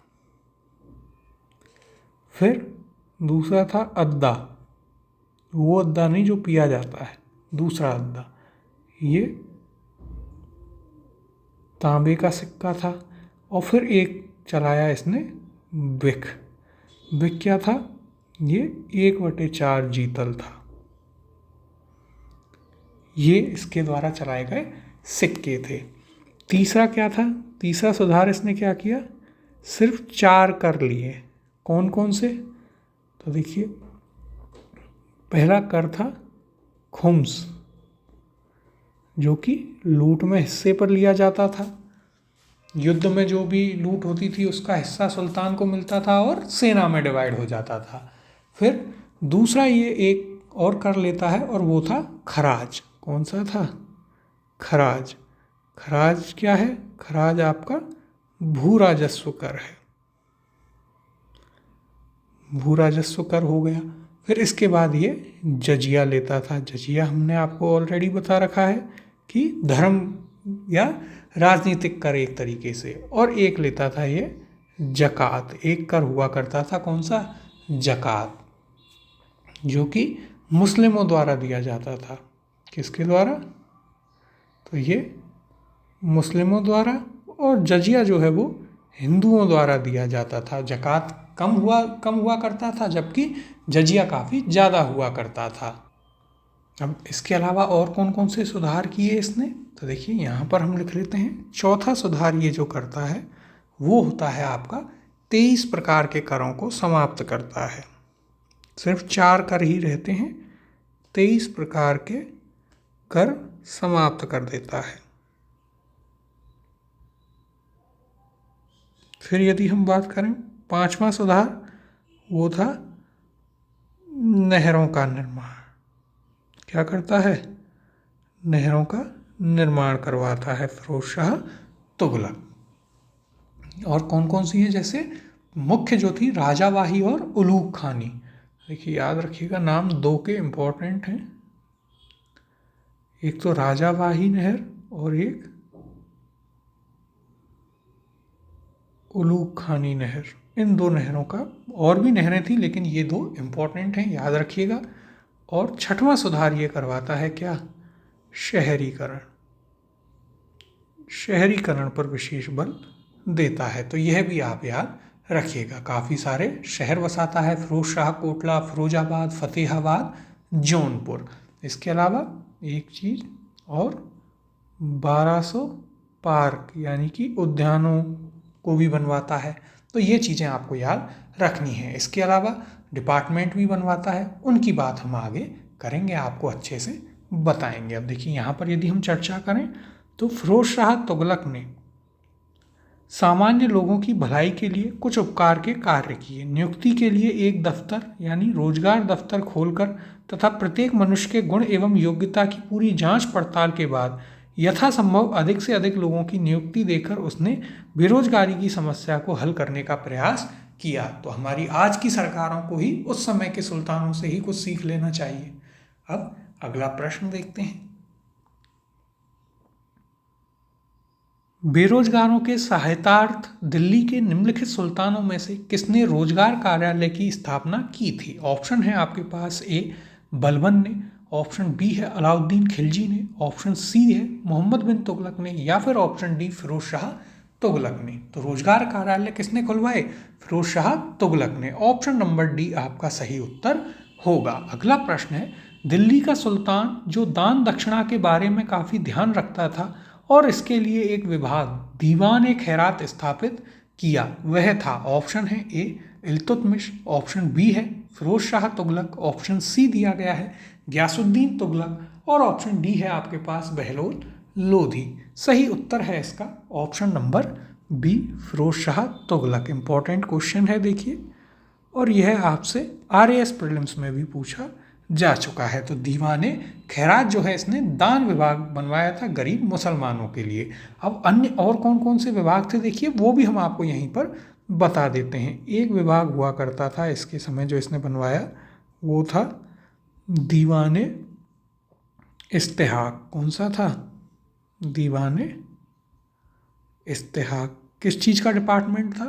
तो ये था आपका पेंशन विभाग। जो पेंशन आज मिलती है उस समय का भी इसने एक विभाग बनवाया। कौन सा था? दीवाने इस्तेहाक पेंशन का। फिर एक था आपके पास दीवाने बंदगान। कौन सा विभाग था? देखिए यहाँ पर लिख देते हैं, दीवाने बंदगान। दीवाने बंदगान ये क्या था? तो ये था आपका गुलामों का डिपार्टमेंट। फिर एक आता है आपके पास दारुल शफा। एक क्या था? दारुल शफा। ये आपने आज के दौर में भी कई बार सुना होगा। दारुल शफा होते हैं हॉस्पिटल यानी चिकित्सालय। तो देखिए ये इसके द्वारा बनवाए गए प्रमुख डिपार्टमेंट थे। कौन कौन से? दीवाने खैरात, दान विभाग। इसके अलावा यदि हम बात करें तो दीवाने इस्तेहाक पेंशन डिपार्टमेंट, दीवाने बंदगान गुलामों का विभाग और दारुल शफा या शफा खाना चिकित्सालय। अब देखिए यहाँ पर हम इसकी चर्चा भी कर लेते हैं। फिरोज शाह तुगलक संतों एवं धार्मिक व्यक्तियों को जागीर एवं संपत्ति दान करता था। उसने एक विभाग दीवाने खैरात स्थापित किया जो गरीब मुसलमानों, अनाथ स्त्रियों एवं विधवाओं को आर्थिक सहायता देता था और निर्धन मुसलमान लड़कियों के विवाह की भी व्यवस्था करता था। तो देखिए आज के समय में अधिकतर स्कीम आप देखेंगे तो नाम बदलते हैं, चीज़ें बदलती हैं, लेकिन स्कीम वही है जो आपके उस समय से सुल्तान, बादशाह और अन्य शासकों द्वारा चलाई गई। अगला प्रश्न देखते हैं। निम्नलिखित में से किस सुल्तान के दरबार में सबसे अधिक गुलाम थे? ऑप्शन है आपके पास ए बलबन के, ऑप्शन बी है अलाउद्दीन खिलजी के, ऑप्शन सी दिया है मोहम्मद बिन तुगलक के, या option number D Firoz Shah Tughlaq के। तो देखिए एक अलग से पूरा डिपार्टमेंट गुलामों के लिए किसे बनाना पड़ा था? फिरोज शाह तुगलक को। तो सही उत्तर होगा option number D Firoz Shah Tughlaq. इसीलिए उसने क्या किया? सबसे अधिक गुलाम थे, इसीलिए उसने एक पूरा अलग से उनके लिए डिपार्टमेंट ही बना दिया। अब यहाँ पर हम इसके बारे में चर्चा भी कर लेते हैं, क्या कहा गया है देखते हैं। देखिए फिरोज शाह तुगलक को दासों का बहुत शौक था। उसने दासों की संख्या संभवतः 1,80,000 तक पहुँच गई। उनकी देखभाल के लिए एक पृथक विभाग दीवाने बंदगान का गठन किया गया था। उन दासों की शिक्षा का पूर्ण ध्यान भी रखा जाता था।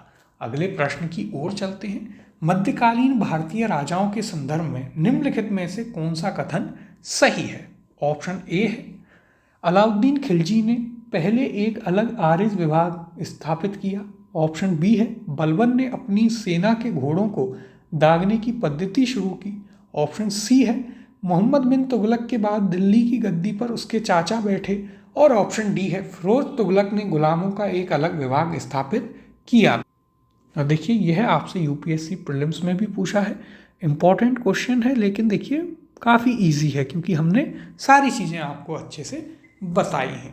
तो देखिए एक एक करके कथनों को देखते हैं। पहला कथन क्या है, अलाउद्दीन खिलजी ने पहले एक अलग आर्ज विभाग स्थापित किया था। तो यह आपका क्या है, यह आपका कथन हो जाता है गलत। यह कथन कैसा है, यह कथन है आपका गलत। तो देखिए दीवान अर्ज किसने बनाया था, बलबन ने। तो अलाउद्दीन खिलजी ने नहीं, किसने, बलबन ने स्थापित किया था दीवान अर्ज, जो कि क्या होता था, मिलिट्री डिपार्टमेंट। हमने आपको यह चीज़ पढ़ाई है। फिर बलबन ने अपनी सेना के घोड़ों को दागने की पद्धति शुरू की। तो यह आपका गलत है, ये बलबन ने नहीं, ये किसने की थी, ये अलाउद्दीन खिलजी ने की। फिर आपके पास है तीसरा कथन, मोहम्मद बिन तुगलक के बाद दिल्ली की गद्दी पर उसके चाचा बैठे। तो यह भी गलत है। कौन बैठा, चाचा का बेटा। कौन बैठा, चाचा का बेटा बैठा था, फिरोज शाह तुगलक। फिर देखिए अब एक ही ऑप्शन बचता है, यानी वही सही कथन है। कथन क्या है, फिरोज शाह तुगलक ने गुलामों का एक अलग विभाग स्थापित किया। तो यह कथन आपका बिल्कुल सही है। कौन सा, दीवाने बंदगान स्थापित किया था। अब यहाँ पर हम इसकी चर्चा कर लेते हैं अच्छे से। तो देखिए क्या कहा गया है, मंगोलों से मुकाबला करने के लिए बलबन ने एक सैन्य विभाग दीवाने अर्ज की स्थापना की थी। यही चीज़ ऊपर हमने आपको लिखाई। बलबन ने अपने सेना मंत्री दीवाने अर्ज इमाद उल मुल्क को बनाया था, जो अत्यंत ईमानदार और परिश्रमी व्यक्ति था। बलबन ने उसे वजीर के आर्थिक नियंत्रण से मुक्त रखा ताकि उसे धन की कमी ना हो। बलबन की सेना की अच्छी व्यवस्था का बहुत अधिक श्रेय इमाद उल मुल्क को जाता है।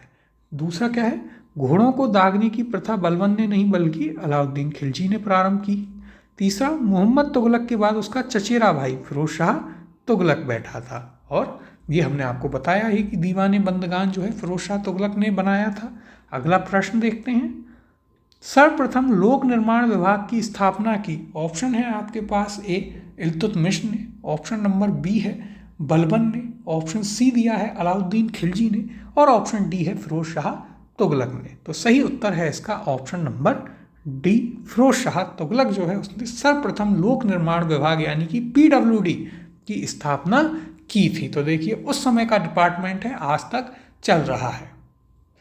इसके बारे में हम काफ़ी चर्चा भी करेंगे यहाँ पर। तो देखिए क्या कहा गया है, देख लेते हैं एक बार।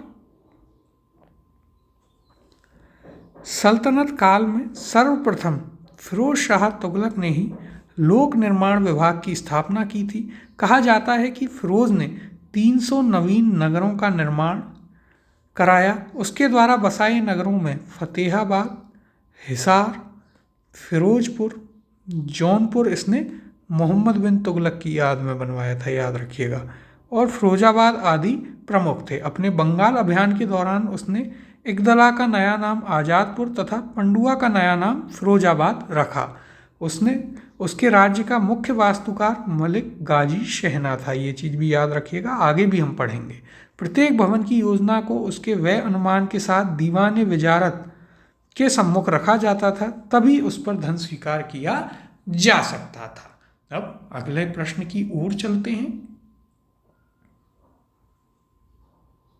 दिल्ली का जो सुल्तान भारत में नहरों के सबसे बड़े जाल का निर्माण करने के लिए प्रसिद्ध है वह था। ऑप्शन है आपके पास, ए इल्तुतमिश, ऑप्शन बी है गयासुद्दीन तुगलक, ऑप्शन सी दिया है फिरोज शाह तुगलक, और ऑप्शन डी है सिकंदर लोधी। यूपीएससी प्रीलिम्स में पूछा है, इंपॉर्टेंट क्वेश्चन भी है। देखिए दो चीज़ें अलग अलग हैं।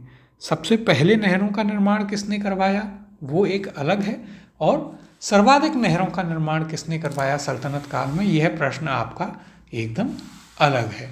तो दोनों में ही आपको कंफ्यूज नहीं होना है। सर्वाधिक सबसे पहले नहरों का निर्माण किस सुल्तान ने करवाया यदि यह पूछा जाए तो वह आपका गयासुद्दीन तुगलक होगा, और सर्वाधिक नहरों का निर्माण किसने करवाया तो वह है आपका फिरोज शाह तुगलक। अब देखिए ये नहरों का निर्माण करवाता है और सिंचाई कर लागू करता है। तो देखिए सिंचाई कर का अब आपको नाम यहाँ पर याद रखना है।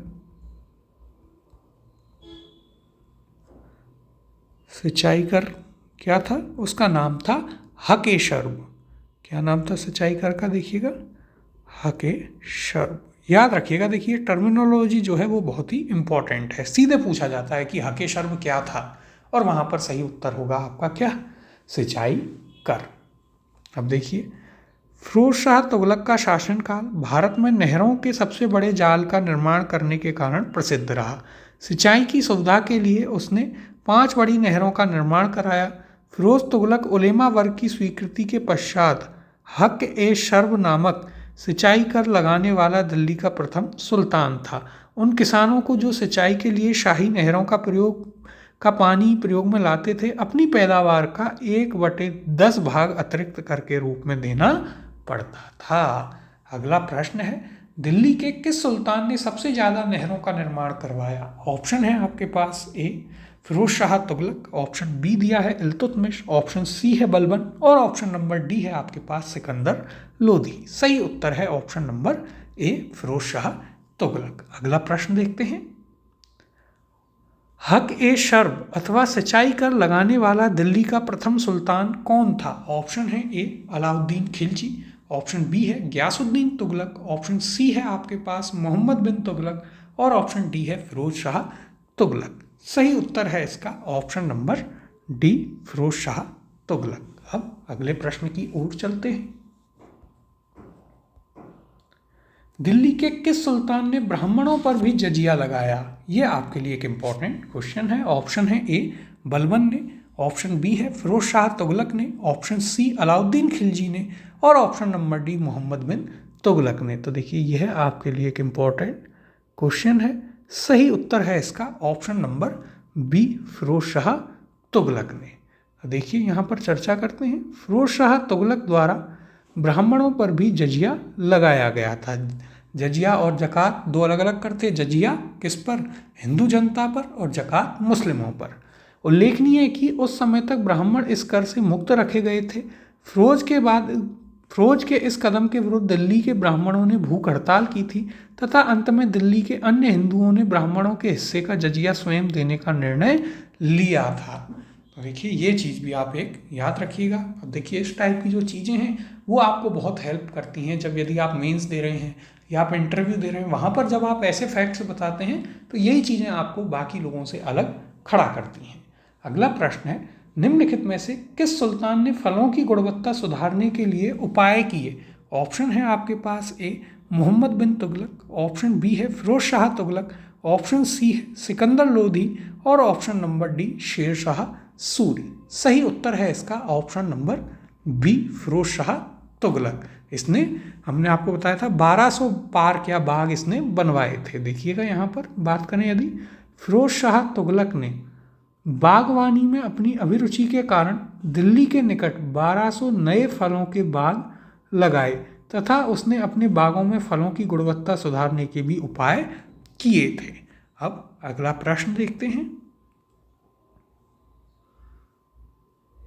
टोपरा तथा मेरठ से 2 अशोक स्तंभ लेख दिल्ली कौन लाया था? ऑप्शन है आपके पास, ए अलाउद्दीन खिलजी, ऑप्शन बी है फिरोज शाह तुगलक, ऑप्शन सी मोहम्मद गौरी, या option number D Sikandar Lodhi. अब देखिए ये भी आपके लिए एक इम्पॉर्टेंट क्वेश्चन है। वैसे इसके बारे में हम पहले भी थोड़ी बहुत चर्चा कर चुके हैं, और सही उत्तर है इसका option number B Firoz Shah Tughlaq. ये इसका सही उत्तर होगा। अब देखिए फिरोज शाह तुगलक के बारे में एक अच्छी चीज़ ये थी कि इससे पहले के जितने भी शासक हुए उनकी जो भी इमारतें थी या जो चीज़ थी उसका इसने बहुत अच्छे से ध्यान रखा, उनकी मरम्मत करवाई, उनके बारे में बहुत उनका पुनर्निर्माण करवाया, उनके बारे में उन्हें अच्छे से जाना, उन्हें अच्छे से स्थापित भी किया, जिससे वे सही तरीके से प्रिजर्व रहें। अब देखिए यहाँ पर यदि हम बात करें तो फिरोज शाह तुगलक की विशेषता यह थी कि उसने अपने पूर्ववर्ती राजाओं और कुलीन पुरुषों के भवनों की मरम्मत कराने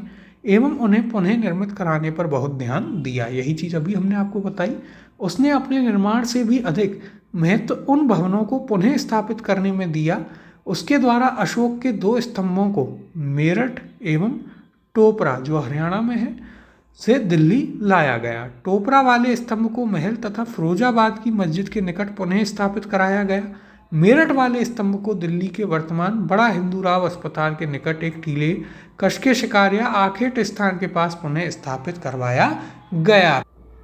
तो देखिए ये चीज़ आप याद रखिएगा कि अपने से पहले वाले राजाओं की चीज़ों को किसने संभाला था, तो वो था फिरोज शाह तुगलक, और यही सम्राट अशोक के टोबरा और मेरठ के अभिलेख थे उनको कहाँ लाता है, दिल्ली लाता है। अगला प्रश्न है, दिल्ली का कौन सा सुल्तान अशोक स्तंभ को दिल्ली लाया था? ऑप्शन है ए फिरोज शाह तुगलक, ऑप्शन बी है जलालुद्दीन खिलजी, ऑप्शन सी है मोहम्मद बिन तुगलक और ऑप्शन डी है कुतुबुद्दीन ऐबक। सही उत्तर है इसका option number A Firoz Shah Tughlaq. अभी इसके बारे में हमने आपको बताया तो यह आपको अच्छे से क्लियर भी हो गया होगा।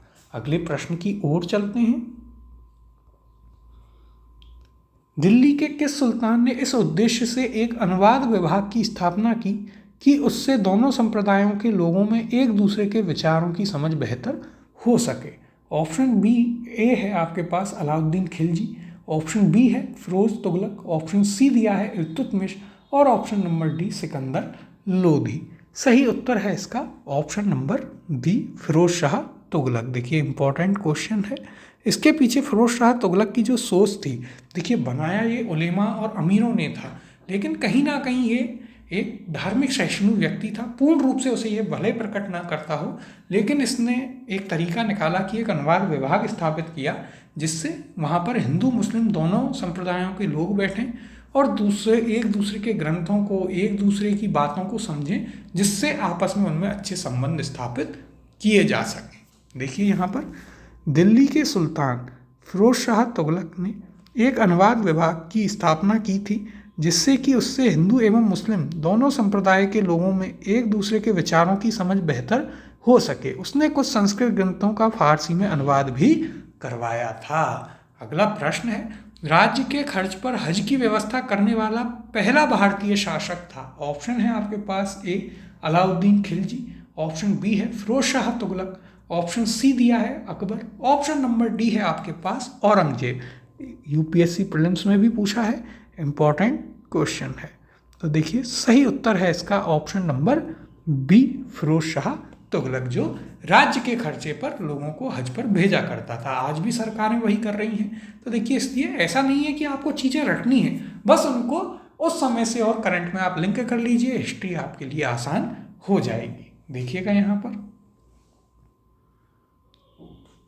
राज्य के खर्चे पर हज की व्यवस्था करने वाला पहला भारतीय शासक फिरोज शाह तुगलक था। उसने दारुल शफा नामक एक खैराती अस्पताल की स्थापना भी की और उसमें कुशल हकीम भी उसने रखे थे। अगला प्रश्न देखते हैं। फिरोज शाह तुगलक द्वारा स्थापित दारुल शफा क्या था? ऑप्शन है ए एक दानशाला थी, ऑप्शन बी है एक खैराती अस्पताल था, ऑप्शन सी है एक पुस्तकालय था या ऑप्शन नंबर डी तीर्थयात्रियों के लिए एक अतिथि गृह था। तो देखिए दारुल शफा क्या था, हमने आपको शुरुआत में ही लिखाया, फिरोज शाह तुगलक के बारे में बताया, तो क्या था, एक अस्पताल था। ऑप्शन नंबर बी आपका सही उत्तर होगा। अगला प्रश्न है, दिल्ली सल्तनत के तुगलक राजवंश का अंतिम शासक निम्नलिखित में से कौन था? ऑप्शन है आपके पास ए फिरोज शाह तुगलक, ऑप्शन बी है गियासुद्दीन तुगलक शाह द्वितीय, ऑप्शन सी है नासिरुद्दीन महमूद या option number D Nusrat Shah. और देखिए यूपीएससी प्रीलिम्स में पूछा है, अच्छा क्वेश्चन है लेकिन फैक्चुअल है, सीधे सीधे फैक्ट से आप याद रखें और आपका क्वेश्चन हो जाएगा। सही उत्तर है इसका option number C Nasiruddin Mahmad. Nasiruddin Mahmad 1334 में सुल्तान बनता है। फिर यदि हम बात करें तो इसी के समय पर 1398 तैमूर का आक्रमण होता है। किसका आक्रमण होता है? तैमूर का आक्रमण होता है और तैमूर दिल्ली को लूट करके ले जाता है। जब आक्रमण होता है तो सुल्तान दिल्ली से भाग जाता है। इतना डरपोक था कि ये मुकाबला करने के बजाय दिल्ली से भाग गया।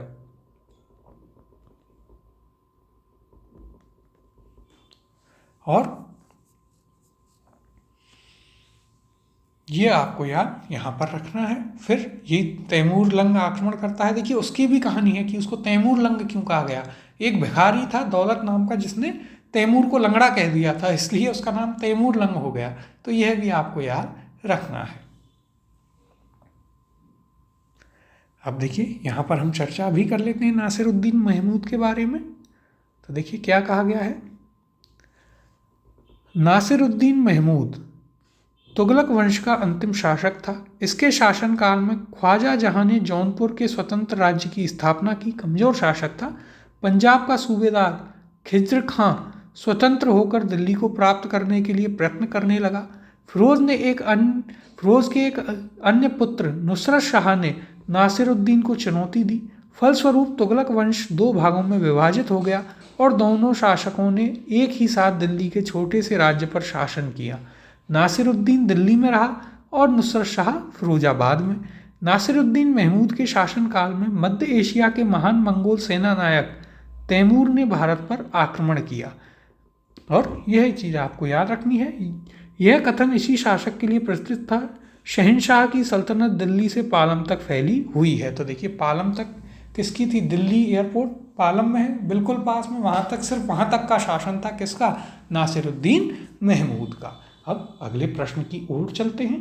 तैमूर ने किसके शासनकाल में भारत पर आक्रमण किया? ऑप्शन है ए अलाउद्दीन खिलजी के, ऑप्शन बी है बहलोल लोदी के, ऑप्शन सी है फिरोज शाह तुगलक के, या option number D Mohammad bin Tughlaq के। तो देखिए ये तो आपका है डिलीटेड क्वेश्चन। क्यों? क्योंकि 1398 में तैमूर लंग आक्रमण करता है। उस समय कौन था शासक? तो उस समय था नासिरुद्दीन महमूद। अभी अभी हमने आपको बताया है ये उस समय शासक हुआ करता था। देखिए यहाँ पर क्या कहा है। भारत पर तैमूर का आक्रमण वस्तुतः तुगलक शासक नासिरुद्दीन महमूद के काल में 1398 ईस्वी में हुआ। भारत पर आक्रमण करने के उद्देश्यों को तैमूर ने स्वयं स्पष्ट किया था। उनमें से एक था काफिरों से युद्ध तथा उनका विनाश, तथा दूसरा था धन प्राप्ति। तो देखिए ये काफिरों वाला तो सिर्फ कहने के लिए हुआ करता था, मुख्य कारण धन प्राप्ति थी। जाने से पहले उसने खिज्र खां को मुल्तान, दीपालपुर और लाहौर का सूबेदार नियुक्त किया। तो यह आपको याद रखना है। अब अगला प्रश्न देखते हैं। तैमूर लंग ने किस वर्ष भारत पर आक्रमण किया? ऑप्शन है ए 1210 में, ऑप्शन बी है 1398 में, ऑप्शन सी है आपके पास 1492 में, और ऑप्शन डी 1526 में। तो सही उत्तर है ऑप्शन नंबर बी 1398 में। अगला प्रश्न है, तैमूर के आक्रमण के बाद भारत में किस वंश का राज स्थापित हुआ? ऑप्शन है आपके पास ए लोधी वंश का, ऑप्शन बी है सैयद वंश का, ऑप्शन सी है तुगलक वंश का, या ऑप्शन नंबर डी खिलजी वंश का। तो सही उत्तर है आपका ऑप्शन नंबर बी सैयद वंश का। आप देखिए सैयद वंश कौन था? ये मोहम्मद साहब के वंशज थे। तो याद रखिएगा मोहम्मद पैगंबर साहब के वंशज ये थे आपके मोहम्मद साहब के वंशज। और इसकी स्थापना कौन करता है? तो देखिए कौन? खिज्र खां। खिज्र खां इसकी स्थापना करता है। तैमूर ने इसे मुल्तान और पंजाब का गवर्नर बनाया था। इसने सुल्तान की उपाधि धारण नहीं की, सिर्फ रैयत आला अपने आप को कहता था, यानी कि किसानों का नेता यह स्वयं को मानता था। और जो तैमूर का पुत्र था शाहरुख, उसका प्रतिनिधि यह स्वयं को माना करता था। अब देखिएगा यहाँ पर तैमूर के आक्रमण ने दिल्ली सल्तनत एवं तुगलक वंश दोनों को ही नष्ट कर दिया। 1412 ईस्वी में नासिरुद्दीन महमूद की मृत्यु के साथ ही तुगलक वंश का अंत हो गया। 1413 ईस्वी में सरदारों ने दौलत खां को दिल्ली का सुल्तान चुना, परंतु उसे खिज्र खां ने पराजित कर दिया। वह तैमूर द्वारा नियुक्त लाहौर का सूबेदार था। तैमूर के आक्रमण के बाद 1414 ईस्वी में उसने दिल्ली पर अधिकार कर एक नए सैयद वंश की नींव डाली। अब देखिए सैयद वंश में बहुत ज़्यादा आपके पास है नहीं। खिज्र खां की उपाधि याद रखिएगा क्या? एक तो रैयत आला, यानी क्या अर्थ होता है इसका? इसका अर्थ होता है किसान नेता, मैं तो सिर्फ किसानों का नेता हूँ। और दूसरा, स्वयं ये सुल्तान की उपाधि धारण नहीं करता है, रैयत आला अपने आप को कहता है। ये चीज़ आपको याद रखनी है। फिर इसके बाद में कौन बनता है? मुबारक शाह बनता है। उसके बाद में मोहम्मद शाह और फिर अलाउद्दीन आलम शाह बनता है, जो बहलोल लोदी को सब कुछ सौंप करके खुद ही चला जाता है। अब अगले प्रश्न की ओर चलते हैं। निम्न को उनके काल क्रमानुसार क्रमबद्ध कीजिए। पहला नाम है रुकनुद्दीन, दूसरा है मुबारक खां, तीसरा फिरोज शाह तुगलक और चौथा आलम शाह। नीचे दिए कूट में से सही उत्तर का चयन कीजिए। ऑप्शन है ए 2 1 4 3, ऑप्शन बी है 1 2 4 3, ऑप्शन सी 1 2 3 4 और ऑप्शन डी 2 1 3 4। तो देखिए इन्हें करते हैं। तो देखिए रुकनुद्दीन, पहला नाम क्या है? रुकनुद्दीन, जो कि इल्तुतमिश के बाद में राजा बनता है। इल्तुतमिश रजिया को बनाता है, लेकिन वहाँ पर रुकनुद्दीन बनता है। फिर रजिया लोगों के बीच में जाकर न्याय मांगती है। तो 1 नंबर पर आएगा आपका कौन? रुकनुद्दीन। उसके बाद में यदि हम बात करें तो फिर यदि आपके पास देखें तो मुबारक खां या फिर मुबारक खिलजी, ये आएगा 2 पर। फिर खिलजियों के बाद तुगलक वंश 3 पर और फिर सैयद वंश का आलम शाह, यानी 1 2 3 4 यही क्रम रहा।